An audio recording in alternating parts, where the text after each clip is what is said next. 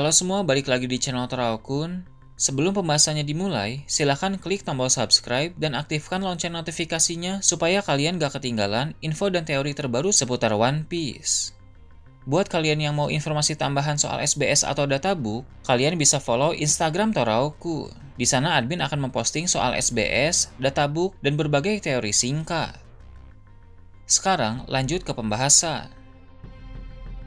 Melanjutkan cerita dalam chapter yang lalu, cerita dalam chapter kali ini dimulai dengan memperlihatkan Franky yang sedang melihat mural di pohon Adam. Seperti yang kita tahu dari chapter yang lalu, mural itu berisi gambar-gambar unik yang menampilkan Perang Dunia Pertama dan Perang Dunia Kedua di dunia One Piece. Franky memang tidak bisa memahami arti dibalik gambar-gambar tersebut, tapi setelah memandangi lebih lama, dia menyadari bahwa semua gambar itu pasti memiliki makna penting dan ada kompleksitas yang luar biasa di sana. Seperti yang dia bilang dalam chapter lalu, nanti dia akan membawa Robin ke tempat itu untuk melihat mural tersebut.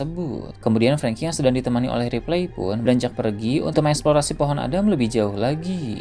Franky yakin bahwa masih akan ada hal-hal menarik lain lagi yang akan dia temukan jika terus menjelajah semakin dalam. Setelah itu, cerita beralih ke kastil Aurus, memperlihatkan Luffy, Zoro, Nami, dan Rod masih berbincang dengan dua raksasa penjaga yang sebelumnya tumbang di sana. Mereka masih membahas tentang sosok misterius yang mirip dengan Shanks. Luffy dengan tegas berkata, entah orang itu saudara Shanks ataupun hanya sekadar mirip saja, yang pasti itu bukan Shanks. Luffy yakin bahwa Shanks tak mungkin melakukan hal-hal yang tidak terhormat seperti menyerang para raksasa di sana. Kedua raksasa penjaga itu pun juga berpikir hal yang sama, bahwa sosok yang mereka lihat adalah orang lain yang cuma mirip dengan Shanks. Seperti yang kita tahu, sebagai saudara kembar Shanks, Shamrock memiliki wajah yang identik dengannya, sehingga wajar saja menimbulkan kebingungan dari banyak orang. Luffy pun bilang, jika nanti dia bertemu dengan orang yang mirip dengan Shanks itu, dia akan menghajar orang tersebut, sebab orang itu telah berani menyerang para raksasa dan juga menimbulkan kesalahpahaman yang membuat Shanks asli menjadi tertuduh. Para raksasa penjaga pun bertanya mengapa Luffy dan yang lain datang ke kastil tersebut. Di sini Luffy menjadi bingung dan gugup karena dia tentu tak bisa menjawab jujur bahwa dia sedang mencari kunci untuk membebaskan Loki. Nami yang melihat Luffy gugup langsung mengambil alih pembicaraan. Nami berbohong dengan berkata bahwa mereka datang ke sana hanya karena penasaran, sebab sebagai bajak laut, mereka suka menjelajahi tempat-tempat baru yang menarik. Tiba-tiba, Luffy dan Zoro langsung memasang ekspresi serius dan tampak bersiaga. Nami dan para raksasa pun bingung, lalu bertanya ada apa. Mereka berdua menjawab bahwa mereka merasakan ada sosok kuat yang sedang datang mendekat.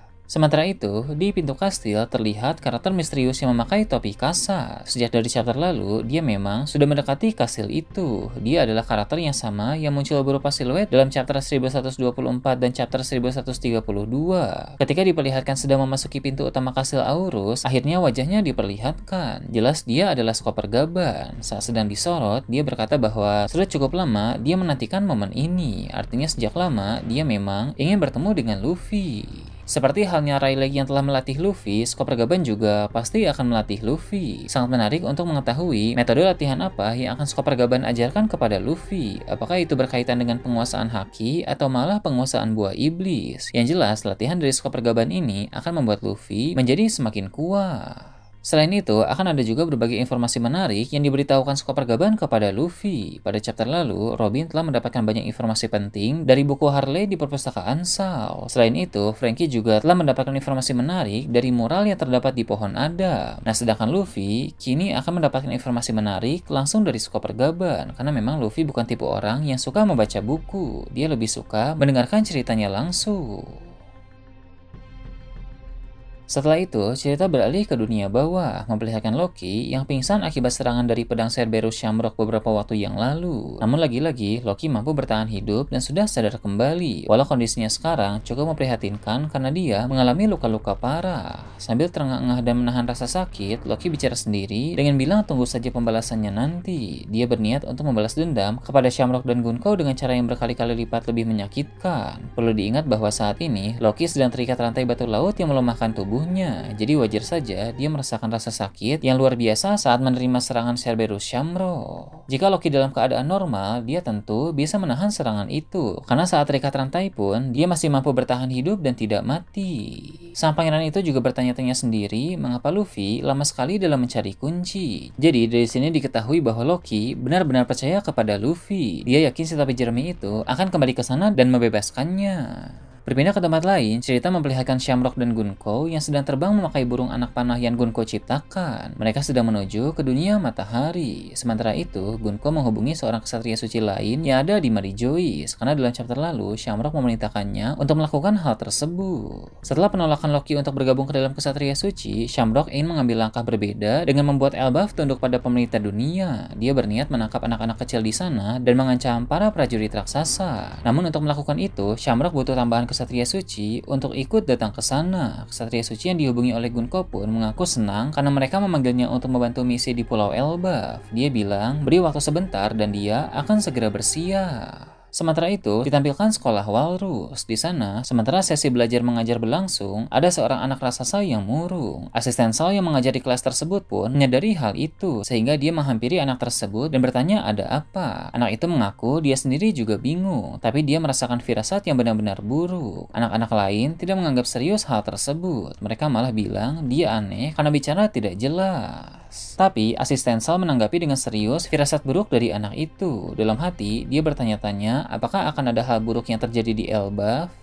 Kemudian diperlihatkan pesta di desa barat. Para kru bajak laut topi jerami yang masih di sana menyadari bahwa Luffy, Zoro, dan Nami kini telah menghilang. Setelah bertanya-tanya, seorang raksasa menjawab bahwa dia melihat mereka pergi bersama Rod ke arah kastil Aurus. Sanji pun curiga ada sesuatu yang sedang mereka bertiga lakukan diam-diam. Usopp pun meminta Gear untuk mengantar mereka menyusul Luffy dan yang lain, sehingga raksasa wanita itu pun mengantar mereka dengan senang hati. Dia pun mengantar Sanji, Usopp, Brook, dan Jinbei menuju ke arah kastil Aurus. Kalian si bocah raksasa juga ikut serta bersama dengan mereka.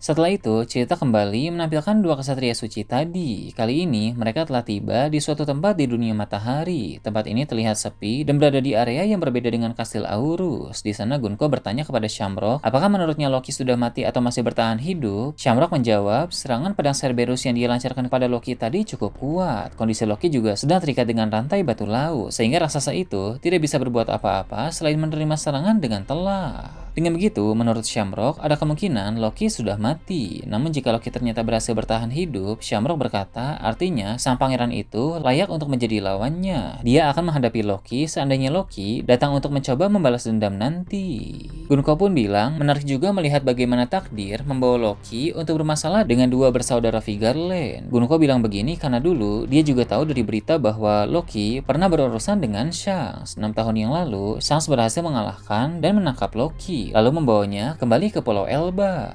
Peristiwa tersebut menghebohkan dunia, karena sejak saat itu, Shanks mulai diakui sebagai Yonko. Seperti kata Angkatan Laut dalam chapter 957, bahwa si rambut merah itu menjadi Yonko sejak 6 tahun yang lalu.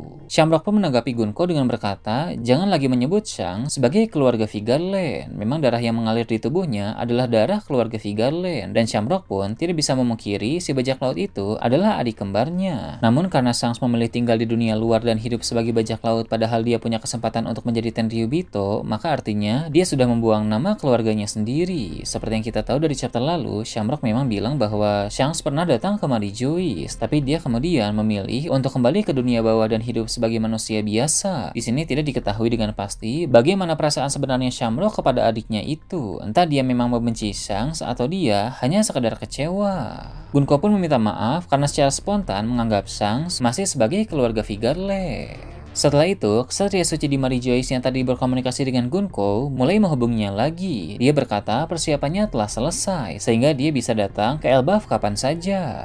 Shamrock juga mendengar itu, sehingga Shamrock pun langsung memakai teknik summoning yang sama seperti Gorosei di Pulau Egghead. Bila kita ingat kembali, saat di Pulau Egghead beberapa waktu yang lalu, Saturn memanggil para Gorosei lain dengan teknik tersebut, sehingga para Gorosei di Mary Joyce langsung berteleportasi ke sana. Shamrock pun melakukan hal yang sama di Elbaf ini, sehingga si kesatria suci dari Mary Joyce langsung muncul di sana melalui lingkaran sihir dan petir hitam. Dengan kedatangan orang itu, Shamrock siap untuk menjalankan rencananya. Hal paling menarik di sini adalah bagaimana teknik summon dan teleportasi memberi akses instan kepada kesatria suci untuk datang ke Elbaf. Artinya, Shamrock bisa memanggil kesatria suci lain lagi pada saat yang diperlukan nanti. Jika pertempuran semakin memanas dan lawannya semakin banyak, maka Shamrock akan mensummon semakin banyak kesatria suci lagi untuk datang ke pulau itu. Perang besar di Pulau Elbaf memang akan melibatkan banyak sekali karakter, baik di pihak protagonis maupun antagonis. Nah itu tadi berbagai hal menarik pada chapter 1139. Gimana menurut kalian? Silahkan tulis di kolom komentar di bawah. Oke, segitu aja untuk pembahasan kali ini. Jangan lupa like, share, dan subscribe untuk video menarik selanjutnya. Gue Tora Okun, Shambles.